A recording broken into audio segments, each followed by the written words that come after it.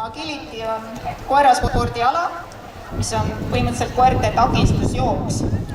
Koosneb tõketest, tunnelitest.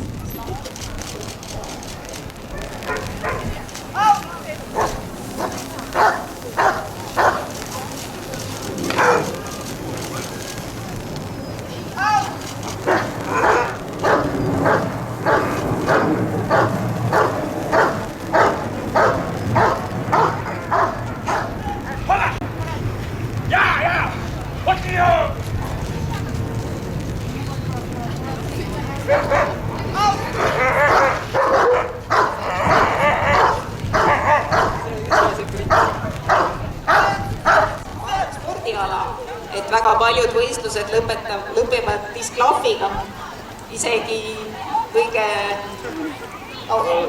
kõrgema tasemelistel koertel ja kes on juba väga palju võistlusi võitnud, siis ikka aeg-ajalt tuleb ette seda, et koer ei saa täpselt aru, kuhu koerajuht teda juhib ja võtab vale takistuse.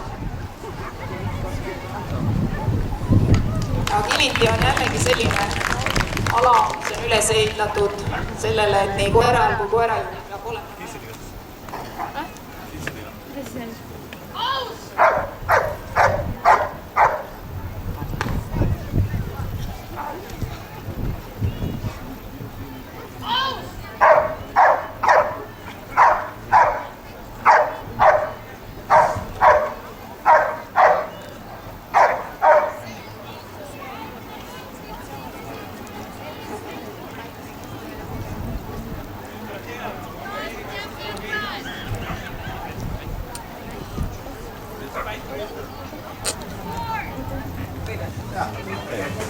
Kui oluline on koera puhul teda õpetada, mitte see, et ma võtan koera, vaid et ma teda ka käin temaga koertekoolis, kui oluline see on?